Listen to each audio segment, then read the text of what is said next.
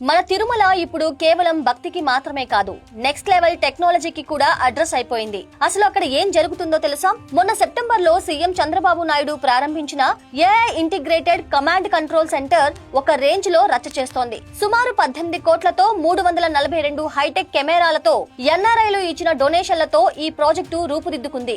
దీనివల్ల భక్తులకు queue line లో ఇబ్బందులు ఎదుర్కోకుండా చాలా తేలికగా దర్శనం అయ్యేలా ప్లాన్ చేశారు. ఇండియాలోనే ఇలాంటి అడ్వాన్స్డ్ టెక్ సెటప్ ఉండటం ఇదే ఫస్ట్ టైం. ముఖ్యంగా శ్రీవారి లడ్డూల విషయానికొస్తే అక్కడ జరిగే సీన్ మామూలుగా లేదు. ఎండ్ టు ఎండ్ ట్రాకింగ్ అనే టెక్నాలజీతో ప్రతి లడ్డూ కౌంటర్ దగ్గర ఏఐ కెమెరాలు పెట్టారు.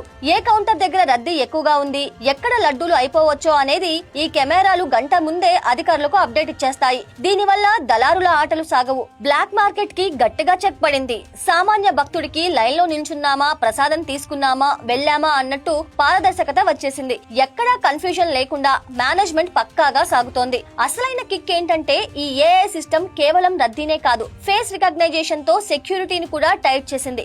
రథసప్తమి లాంటి భారీ రద్దీ ఉన్న టైంలో కూడా ఎవరు ఎక్కడ ఉన్నారు, ఎక్కడ క్రౌడ్ ఎక్కువ అవుతుందో ఈ సిస్టమ్ ఇట్టే కనిపెట్టేసింది. క్యూ లైన్ లో ఎవరికైనా హెల్త్ ఇష్యూ వచ్చినా, వాటర్ లేకపోయినా కెమెరాలు గుర్తించి వెంటనే సిబ్బందిని అలర్ట్ చేస్తున్నాయి. అంటే అక్కడ ప్రతిదీ అబ్జర్వ్ చేసే ఒక డిజిటల్ కన్ను ఎప్పుడూ కాపలాగా ఉందన్నమాట. దీని వల్ల సామాన్య భక్తులకు సేవలు అందించడంలో టీటీడీ స్పీడ్ పెరిగింది. ఇప్పుడు ఈ తిరుమల మోడల్ చూసి దేశమంతా ఫిదా అయిపోతుంది. వారణాసిలోని కాశీ విశ్వేశ్వరుడి ఆలయం, అయోధ్య రామాలయం, గుజరాత్ లోని సోమనాథ్ ఆలయాలు కూడా ఈ ఏఐ సిస్టమ్ కోసం క్యూ కట్టాయి. పిఎంఓ ఆఫీస్ లో కూడా దీనిపై సీరియస్ డిస్కషన్స్ నడుస్తున్నాయి. మన ఏపీలోని కనకదుర్గమ్మ గుడి, శ్రీకాళహస్తిలో కూడా త్వరలో ఈ టెక్నాలజీ రాబోతుంది. మొత్తానికి తిరుమల ఇప్పుడు ఆధ్యాత్మికతలోనూ టెక్నాలజీలోనూ వరల్డ్ క్లాస్ రోల్ మోడల్ అయిపోయి మిగతా పుణ్యక్షేత్రాలకు